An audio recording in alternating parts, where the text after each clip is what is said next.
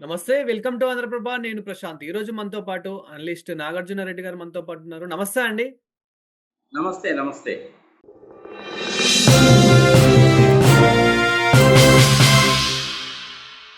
Sir ఏంటి sir ఇప్పుడు Java discovery ఒక డాక్యుమెంటరీ అయితే రాయడం జరిగింది. ఏపీలో ఎర్రచందనం స్మగ్లింగ్ జరిగింది.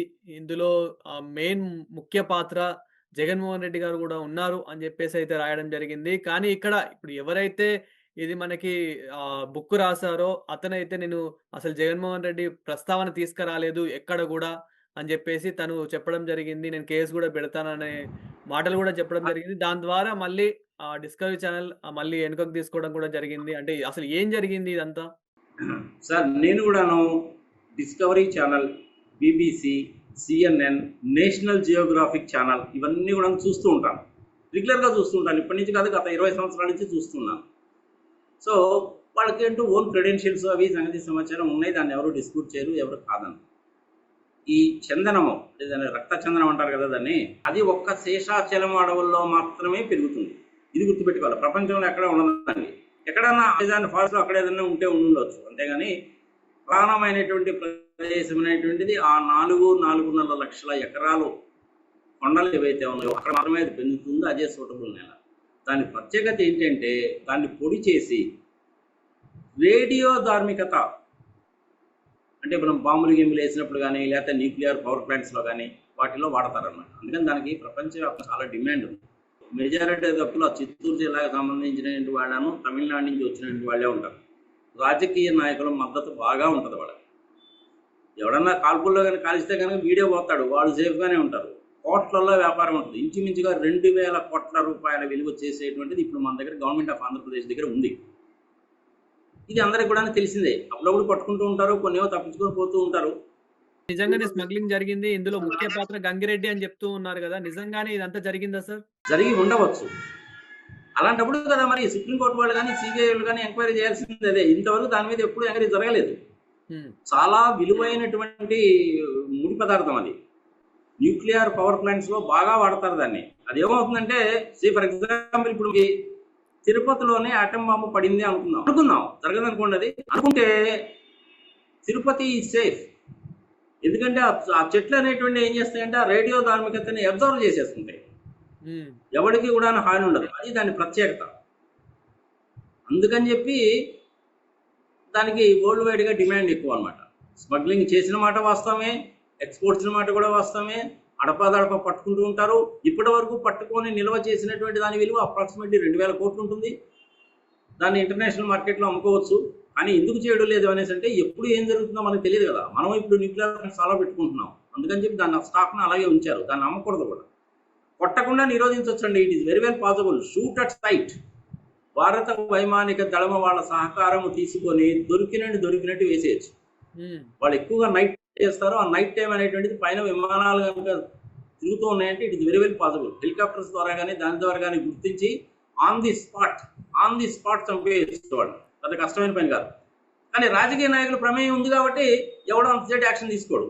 ఇప్పుడు చంద్రబాబు నాయుడు గారు అప్పుడప్పుడు ఇండియన్ ఎయిర్ ఫోర్స్ వాళ్ళ విమానాలను హైదరాబాద్లో, విజయవాడలో తిప్పి హాస్టల్ నేను ఏం చేశాను అంటాడు. ఇప్పుడు అదే పని ఇక్కడ చేయొచ్చుగా. ఇక్కడ మనకు చేయడు ఆయన. సార్ ఇప్పుడు ఇది జగన్మోహన్ రెడ్డి గారి ప్రభుత్వంలోనే జరిగింది కాబట్టి మరి దీని వెనకాల నిజంగానే జగన్మోహన్ రెడ్డి గారు ఉన్నారనుకోవచ్చా, లేరనుకోవచ్చా? జగన్మోహన్ రెడ్డి పేరు ఎందుకు తీసుకొస్తారు? 25-30 సంవత్సరాల నుంచి జరుగుతుంది. ఏం చేస్తారు? గాడుదలుగా వస్తున్నారు. 14 ఏళ్ళు ముఖ్యమంత్రిగా ఉన్నాడు. ఆయన ఏం చేశాడు? ఆయన తెలియదా? కాంగ్రెస్ వాళ్ళకి తెలియదా? అందరికీ అన్ని విషయాలు కూలంకషంగా తెలుసు.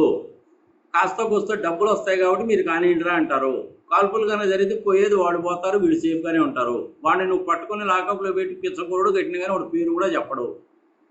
వాడు కన్నా చచ్చిపోయాడంటే వాళ్ళ ఫ్యామిలీని వీళ్ళే టేక్ కేర్ చేస్తారు. 2,000 కోట్ల రూపాయలు విలువైనటువంటిది ఉంది. ఎవరికి అమ్మకూడదు, మనమే ఉపయోగించుకోవాలి. మన దేశం మీద అదృష్టం బాగలేకనో ఇంకొకటో ఏదో అటామిక్ పేలుళ్ళు లాంటివి కనుక జరిగితే, న్యూక్లియర్ ప్లాంట్స్లో అటామిక్ పేలుళ్ళు జరిగినా అది ప్రొటెక్ట్ చేస్తుంది. మనుషులు ఎవరు కూడా చనిపోరు. సెకండ్ వరల్డ్ వార్లో హిరోషిమా నాగసామిలో లాగా జరగదు. అది దాని స్పెషాలిటీ. అలాంటి మెటీరియల్ని ప్రపంచంలో ఎక్కడా దొరకనంటే దాన్ని మనం దేశీయ ప్రయోజనాల కోసం ఉపయోగించుకోవాలి. కానీ ఈ రాజకీయ నాయకులు అందరూ కూడా చేతులు కలిపేసి దాన్ని ఎట్ట అమ్ముకుందామని చెప్పి చూస్తారు. ఇప్పటివరకు అమ్మలేదండి దాన్ని. అమ్మకూడదు కూడా. ఇప్పుడు ఏం జరుగుతుందో తెలియదు కదా మనకి. సో అది అందుకని జగన్మోహన్ రెడ్డి పేరు ఇప్పుడు ఎందుకు తీసుకొస్తున్నారు? 25-30 ఏళ్ల నుంచి జరుగుతూనే ఉంది కదా, ఏం గాడుదలు కాస్తున్నారు వీళ్ళందరూ? ఇప్పుడు ఏదైతే ఛానల్ ఇట్లా రాసిందో అలా రాయడం ఎంత వరకు కరెక్ట్ అంటారు? అది కరెక్ట్ కాదు. వాళ్ళకేదో పూర్తి సమాచారం రాసినట్టున్నారు. మీరే చెప్తున్నారు కదా, తర్వాత వాళ్ళు దాన్ని తీసేశారని. అవును సార్. చాలు కదా, అక్కడే తెలిసి. తప్పనేటువంటిది వాడు ఎవరైనా చేస్తారండి. అది డిస్కవరీ ఛానల్ కావచ్చు, నేషనల్ జియోగ్రఫిక్ ఛానల్ కావచ్చు, ఇంకొకటి కావచ్చు. నేను అన్ని ఛానల్స్ చూస్తూనే ఉంటాను. ఇప్పుడన్నా ఒకసారి పొరపాఠం చేస్తారు. కానీ మన ఆంధ్రప్రదేశ్లో ఉన్నటువంటి ఈ నీచ నికృష్ట దరిద్ర దిక్కుమాల ఛానల్స్ లాగా చేయడు కదా. అందుకని వాళ్ళు ఇమీడియట్గా రికగ్నైజ్ చేసి విత్డ్రా చేసుకున్నారు. కానీ మన వాళ్ళని చేసుకోవాలని చూద్దాం. చంద్రబాబు నాయుడు గారు అన్నారు కదా, తెలుగుదేశం పార్టీ స్వతంత్ర పోరాటంలో పాల్గొన్నదే అని విత్డ్రా చేసుకోమనండి ఆయన్ని. ఆయన చేసుకోడు. అంతే, అలాగే జరుగుతుంది. హైటెక్ సిటీ ఆయన కనిపెట్టేది ఏంటండి? పివి నరసింహారావు గారి పుణ్యమాన్ని తీసుకొచ్చిన స్కీమ్ మూలకంగా జరిగింది. 1 కోటి మందికి ఉద్యోగాలు వచ్చాయి. బంగారం తాకట్టు పెట్టి తీసుకొచ్చుకున్నాం మనం డబ్బులు. అది పరిస్థితి ఒకప్పుడు. ఆ మహానుభావుని పేరు కూడా చెప్పలేదు చంద్రబాబు నాయుడు. నీచ నికృష్ట దరిద్రం ఉన్నవాడు అండి, థర్డ్ క్లాస్ ఫెలోస్ వీడు. ఈవీఎంల మూలకంగా గెలిచారు కానీ నిజంగా ప్రజలు ఓట్లు వేస్తే గెలిచారా? సార్ ప్రస్తుతం ఇప్పుడు మాట్లాడుకుంటే కనుక ఏపీలో ఈ ఎర్రచందనం స్మగ్లింగ్ అనేది, ల్యాండ్ స్మగ్లింగ్ అనేది ఇంకా ఆగింది అనుకోవచ్చా? అది నిరంతర ప్రక్రియ అండి. మీరు 10 మంది కాల్ చేసినా కానీ మళ్ళీ 11వ వాడు వస్తాడు. అది అలాగే జరుగుతూనే ఉంటుంది. దీన్ని 100% ఆపడం అనేటువంటిది గవర్నమెంట్ కనుక తలుచుకుంటే గ్యారంటీగా చేయొచ్చు. ఇండియన్ ఎయిర్ ఫోర్స్ ఇది తీసుకోండి, వాళ్ళ సహకారం తీసుకోండి.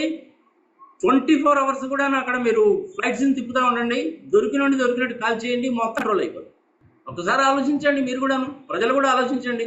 ఇండియన్ ఎయిర్ ఫోర్స్ వాళ్ళని అడగండి.